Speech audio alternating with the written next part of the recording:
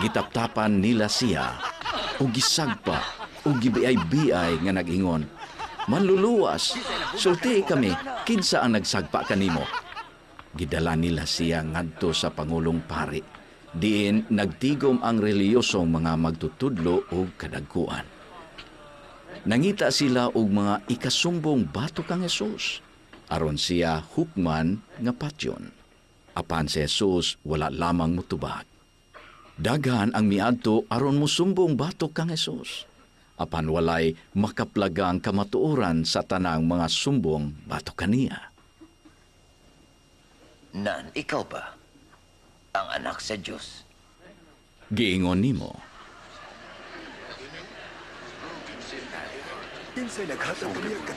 nagpasipala siya sa Dios, angay gayod siya nga patyon, matud nila.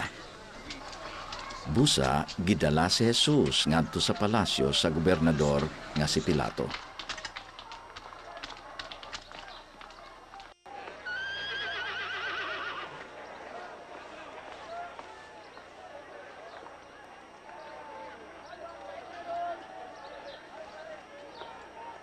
Way sa kining tawhana aron patyon?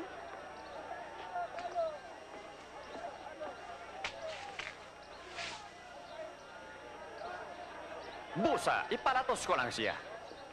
Ug buhian. Ilansang siya sa krus! Ilansang siya sa krus! Ikaw, buta na siya. Ug misinggit silang tanan, ilansang siya sa krus, ilansang siya sa krus. Unsa ba imong gipaabot, Pilato?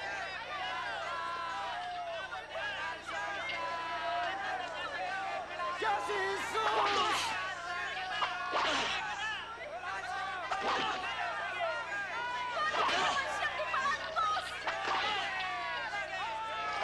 Pasag ni siya! Siya ba ang Mesiyas?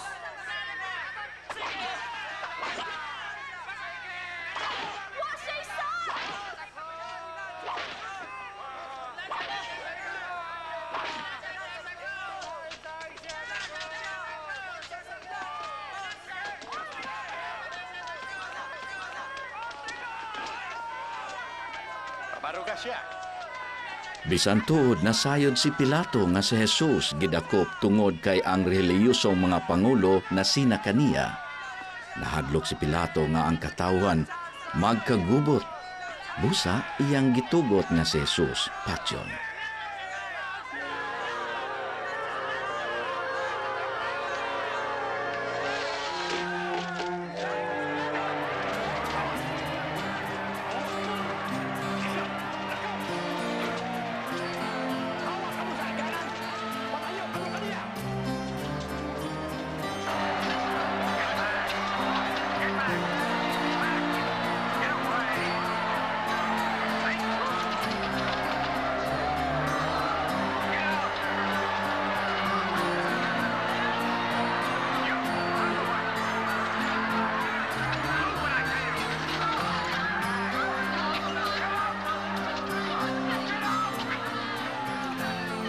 Ilang gipapas-an si Jesus sa iyang krus, padulong sa dapit, gawa sa siyudad sa Jerusalem nga gitawag ang dapit sa Kalabera.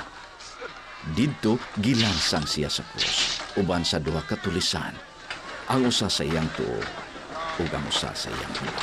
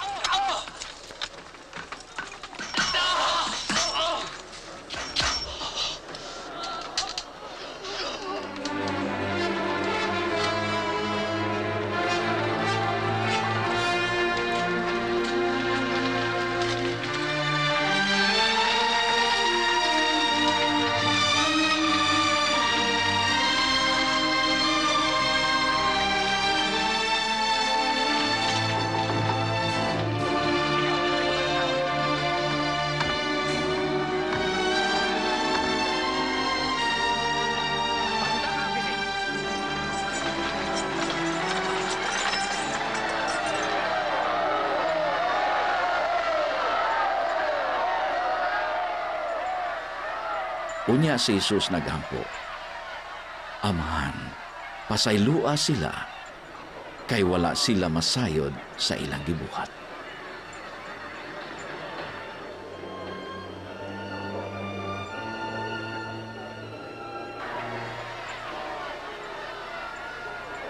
Iluwas niya ang uban. Ipaluwas Ang niya kadagkuan sa mga pari o mga magtutudlo sa balaod, nagbugal-bugal usab kang Jesus.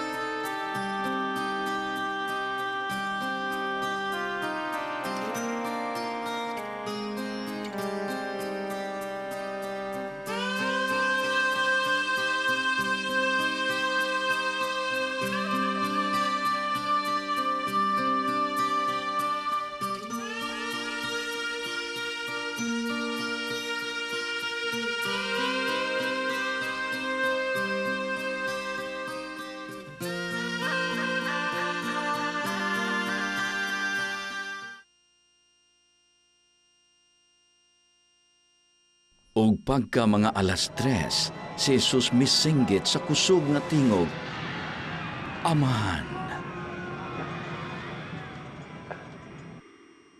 itugyan ko sa imong mga kamot ang akong espiritu.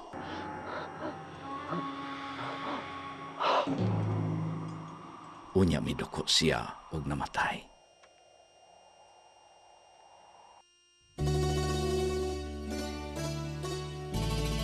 Pagkagabi ni Ana, usa ka relihiyosong pangulo nga ginganlan Jose nga taga Arimatea, mihangyo kang Pilato nga kuhaon ang lawas ni Jesus. Nagtuo siya kang Jesus sa tago. Gikuha niya ang lawas ni Jesus, giputos o gibutangan og pahumot sumala sa nabatasan, o gibutang ang lawas sa lubnganan diha sa duol.